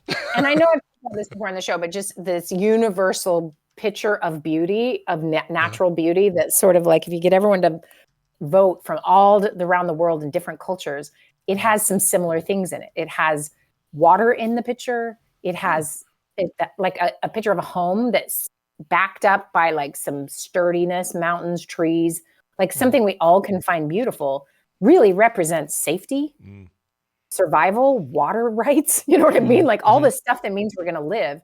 And a beautiful person is about, having your seed continue, right? And so we are built to see that loveliness and appreciate it. Now, if you're going any further beyond loveliness of like, oh, that's a beautiful person. So Scott, I would put you in that category of normal, right? Healthy. It's when you are just lingering, staring at their body. Wonder you are what she'd look like naked. 100%. You start to get into objectification. And if you're hearing everybody in chat on the Twitch video that we watched pre-show. Yeah. Oh, yeah. Right. Because they're doing. Yeah, that's a whole other story. Probably a whole other episode we should get into. Anyway, the point being, like, if you feel really defensive about this, just ask yourself why. Like, I don't want anyone to take away my right to stare at a random stranger in a grocery store. Okay. Yeah. Okay. We're not going to force you, but just, maybe ask yourself, what are you doing? And what do you get out of it? And is this person just getting used by you? And the answer is probably yes, if we're further down the road on that. Right. Yeah. But here's where I think this applies to everyone, and specifically those who are spending a lot of time looking at themselves and hating what they see, is self-objectification is going to be such a natural consequence to our selfie life and our obsession with youth and our obsession with perfection, and the fact that we can create that all with a swipe of a mouse, right? You can make anything look amazing. Our brains are like, yeah, that's what it's supposed to be. I'm now the object, which is why you don't feel cold, which is why you actually are suffering. You're numbing, you're whatever, if you hate yourself. So you're hating, maybe you're not sexually attracted to yourself. You hate yourself. You're having the opposite, where you're still an object. You're not worthy of certain things because you don't look certain ways. And we can all observe this in the wild, where you're like, whoa, that person has so much plastic surgery. They're not even a human anymore. Yeah. Right. What do you make of this? Is maybe too long of an answer to do today or not, but I just want to bring it up. What do you make of like, there are a lot of like men's groups now who've gone, they're no longer doing as a father of two daughters, they're not doing that polite sort of exclusionary stuff anymore. Instead, they're saying, we are in our very nature, they basically just admit to it. We and our nature is that we are hypersexual, and our job is to populate the earth and impregnate everybody. So of course we're attracted to everyone we see, and there's just no getting around that. And when we're most attracted to them, it's because they're the prime of their time, which means they, this is just nature, or whatever. You're saying that you can counter that, right? And so I guess what I'm saying is, what do you tell people that talk like that? Well, because I know some people personally who talk like that. They're like, well, why are you going to stop me from being what I was born to be? It's just that kind of like weird, I'm going to eat nothing but steak and I'm going to find every woman that looks at me, and, just that kind of that weird men are back, everybody, that kind of weird attitude. Well, then you better give up your car, because early man didn't have one of those. You better... I don't think he had trucker hats, so you're going to have to give up your collection of those. Well, if I've learned anything, they're very reasonable people. No, they're the opposite of that. Absolutely. Yeah. So this actually leads perfectly into what I would love to do in January, if people are game, is to do a series on shadow work. So that's the Jungian term for essentially all the stuff behind you, you're unconscious of, and, the shadow, right? Sometimes you get glimpses of your shadow and you're like, ugh. Right? Yeah. Anyone have that experience? Yeah. Oh, yeah. Yeah. I look great when I look straight on at myself, but boy, when I see my shadow, it's like, what was that? Where are those lumps coming from? Jeez. And think of the shadow as like all the dark stuff you don't deal with, or maltreatment as a kid, or bullied in a situation that sort of has twisted and found a home back there, and you haven't looked at it and you don't want to look at it. And what you're describing to me, Scott, is that there are generations and generations of men. And I am speaking mainly about Americans here, because I'm telling you, the amount of ego on this continent is just a wild. We got extra. It's staggering. Yeah. And this is not how I did not experience Swedish men at all like American men. And when I meet a Swedish guy who was like an American, I was always like, what's happening? You should move there. Because it's just a very different social context to grow up in. They have their own shadow, don't you worry. But it is not so machismo. And we could talk about like South American countries and that version of machismo, literally the word comes from there. But that idea of like, why we have generations and generations of fathers to sons to cultural norms training men to feel the way they do about certain things. And this self-justification for, I am the center of the universe and I get what I need and want, and I'll take whatever, which means objectification, right? Of everything, has represented the lack of weakness. That's actually what has been seen as a strength. Yeah. And then the other stuff has been mocked, right? And so what we do is you just still have more people saying it. And the more they get triggered, the more they're going to yell it, right? As opposed to someone who's just like, yeah, women aren't objects, moving on. Like, it's not hard for many men, but there are definitely a subset of men who, like, it's very threatening. And it's because it's threatening something in the shadow. Mm-hmm. So we could take, if you guys are up for it in January, just any topic that relates to this. It doesn't always obviously have to be men objectifying women and treating them poorly when they don't act like good objects. It could be anything that is sort of hidden in the background. And I'll come up with some things, but if anyone has any emails they want to send that are like related to, because often how a shadow shows up is it will sabotage something that's going on. That's a common way it will make itself known.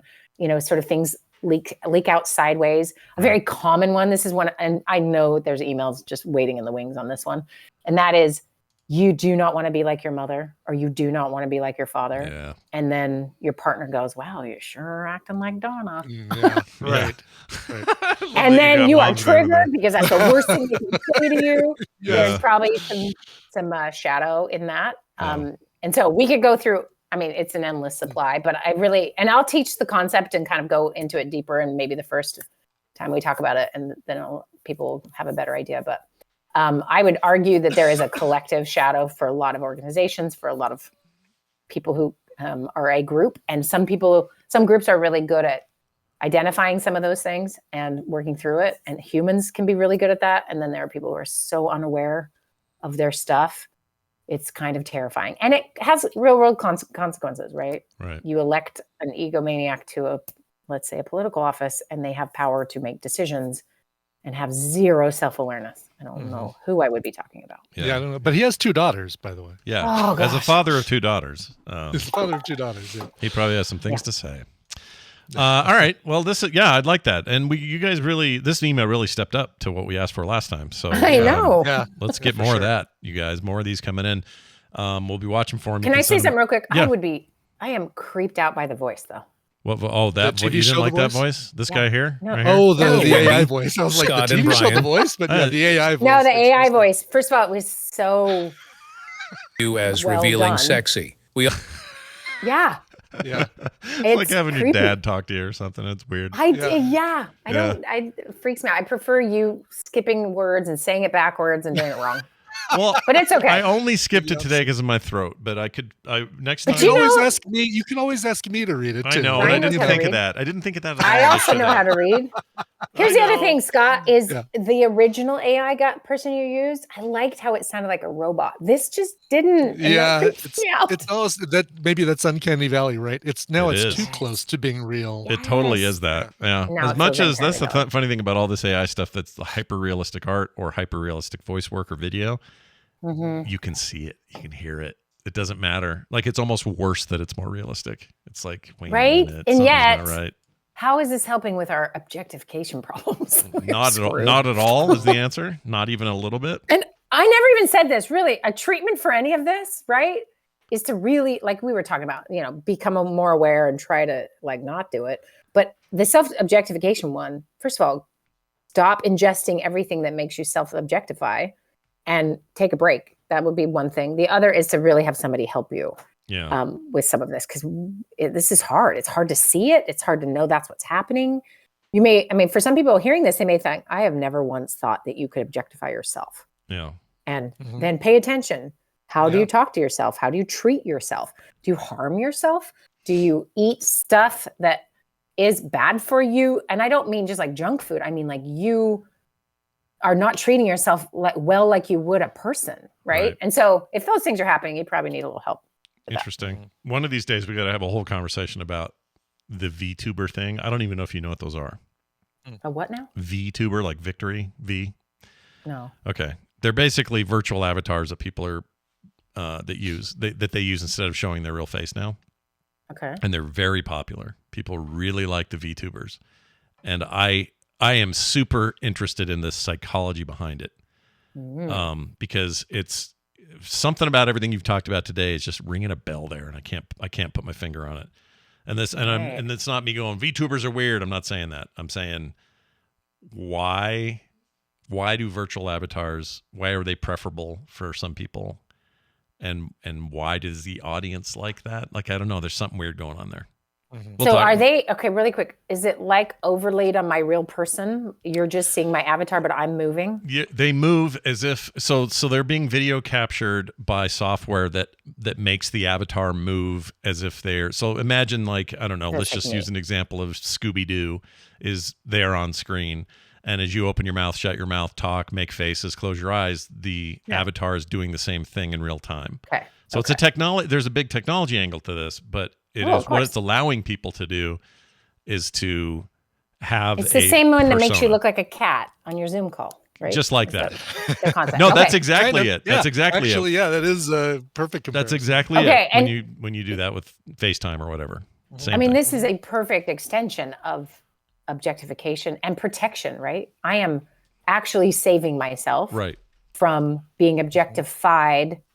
I'm doing it myself, right? But I'm also, what's really fascinating, and I'm sure there are people who live near certain parts of the world that this is everyone's jobs, is having, like, what's that like to, like, do you depersonalize in some ways? Do you over-identify with that? I mean, we have levels of over-identifying or derealization or depersonalization that could occur. But I can imagine, like, there's grades to this, but absolutely, I'm being an object for everyone else. Yeah. Right. But also that self-objectification, like and what's hard is when you make your avatar like giant eyes and tiny little chin and no nose, that's not real. Yeah, and so your actual images in the mirror and other things, that has to be some funky things. Because then you say, oh my God, my eyes are too small or my nose is too big or whatever. Yeah. I know a dude who is around my age. I'm not going to out him because that's the whole point. About me. It's not Brian, who runs a fairly popular VTuber account and does it under all anonymity and also has voice modulation happening. So he sounds like a girl when he does it. Like a young girl, and he has like an anime-looking avatar for the thing. He is zero like his avatar. His claim is, well, this is how I can do it because I'm too old to get big on the internet, but if I can fake being young on the internet, I can get big on the internet. That's he told me that. So it's not about being happy or anything. It's to be big on the internet. Well, yeah, whether or not he derives happiness from that, but I don't know, or I couldn't say. Okay. But I think he's like. I don't know. It's a bit like what we do with makeup in films or Kiss something. wearing makeup or same kind of thing. Exactly. You know, it's feeling and also comfortable we're obsessed by with hiding. youth, right? Like you're not gonna trust somebody to entertain you based on their age if it's not in the range you'll even listen to, right? I mean, that makes so much sense. Is he okay? I mean, he's making good money on his. I think he's on Kick, but he's using Kick.com, I think, for his streaming, or Kick.tv, whatever it is. Right.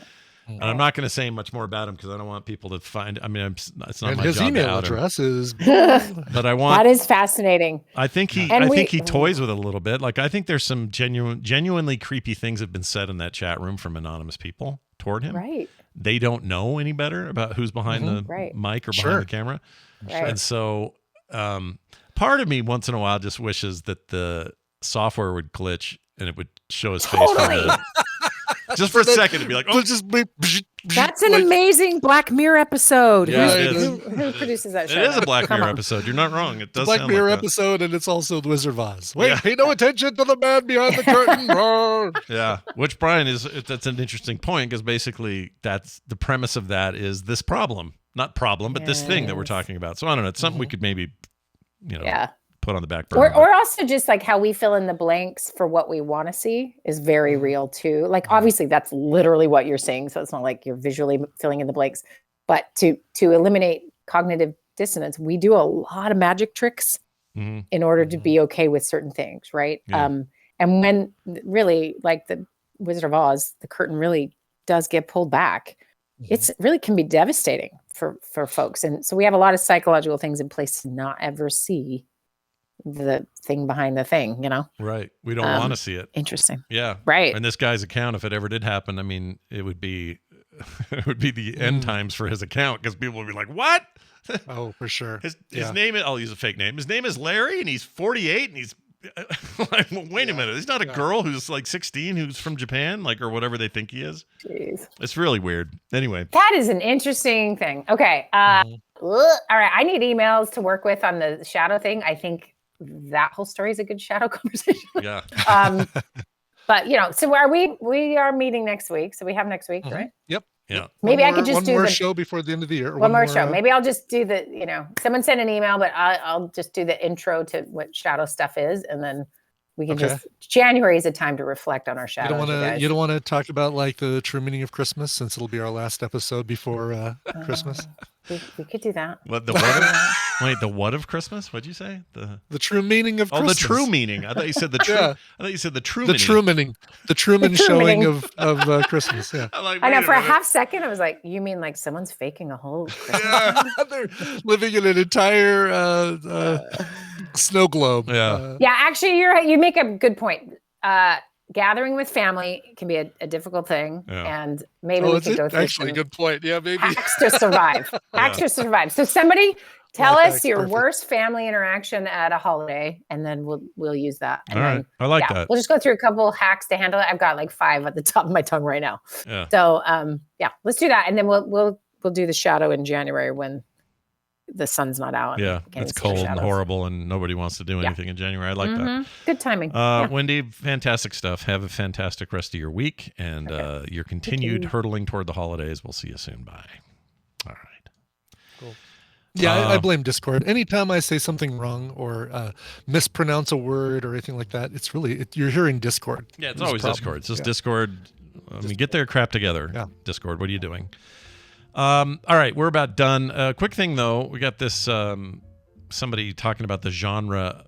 I guess we talked about what the genre of a band like Limp Bizkit belongs to. Sure. And I've always heard new metal, NU metal. That's what I've always heard. Yes, NU metal. Yeah, yes. which I kind of hate. This music is so bad, we needed to invent a new spelling of a word to right. Save us one character. Exactly. Make it cool that way.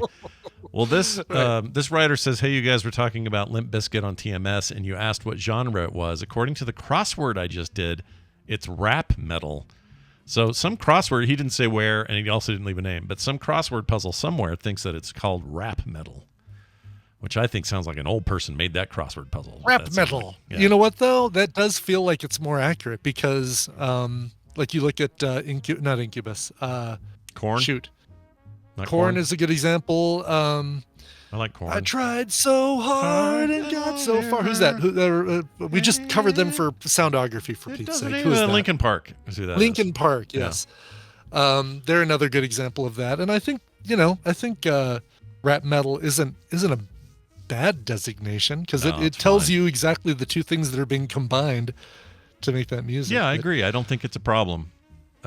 I think new metal is dumb, and it happened in the late 90s, and we should all be embarrassed by what we did then. So it's fine. Keep on keeping on, Fred Durst. Here's some episodes. Oh, by the way, our emails and our phone call stuff and our I can't think of anything today. Texts. They all come to various sources, like, for example, themorningstream@gmail.com, or if you'd rather text us, 801-471-0462. Tomorrow we're planning on a few things. There's a little bit of shift around, but couch party in the morning, that's happening. Don't care how I feel, it's happening. Okay. It honestly doesn't matter. You don't like, by golly, if it kills me, we're gonna have a show tomorrow. If you're feeling sick, I know, but I'm gonna do it. Like right now, this day cool I took, it's helping. I'm fine. I'll be fine tomorrow. So anyway, couch party tomorrow at 10 a.m. Play retro at 1:30. We're doing it at 1:30 now. That's the new time. Dunaway gets off work early. 1:30 for play retro, and then that night we're doing core. We're not doing core tonight. I'm using tonight to rest and chill and sleep early and go to bed on time and all those things. Those sounded contradictory, but you get my point. So core is on Friday this week. So Friday night, 4 p.m. core. Big day tomorrow, full of stuff. Be here for it. It'll be a great time. All right.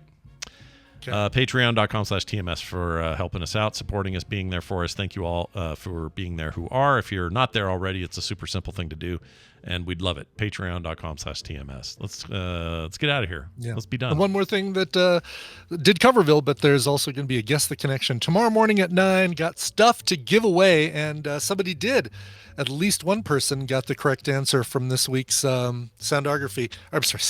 From this week's Guess the Connection. So if you're a patron, you can still go listen to it and have a chance to win, because I pick randomly from all the people who submit correct guesses. Nice. So, very nice. So there you go. And that is most Friday mornings at 9, an hour before couch party. Yeah. So get in there and get that done. Lots of prizes, because I have a big box of stuff that I collected from loot crates that I don't want, and stuff that I've gotten from other sources Yeah, I don't want these things anymore. They're still in box. I don't want to take them out. I have to dust them. Marty, I don't want to take care of these things. Oh gosh, Rick, I don't know what you're gonna do. No, help Brian dejunk. All right. Yeah, exactly. All right, let's get to the request here. Brooke wrote in and said, "Hello, Santa and baby Jesus." Oh my gosh. All right. My husband, Joel, is I feel objectified. My husband, Joel, is 35 years old on December 13th, but I think Amy has a birthday that day. She does. Oh, let's play this for both of them. Hold on. Let's do this. Happy birthday. You're in your 30s. You get old lady birthday. That's just the way it is. That's right. Exactly. Yeah. So I requested for today. He is into rock and roll and metal on occasion. I would love to have the Covermeister, or in this case, Covermiser. I'm Mr. Covermiser. More singing because you guys can't get enough of it. Play a holiday song to celebrate in one of those genres. Also, can I please get that weird Wendy noise? Much affection towards the program, however, signed Brooke. Oh my gosh, the weird Wendy noise. Is it this one? That's that one. That's it right there. Yeah, yep. I keep that one handy now. Yeah. That's really good. That's the sound I make when somebody is describing thick and liquid to me. Yeah. All right, a rock cover of a Christmas song.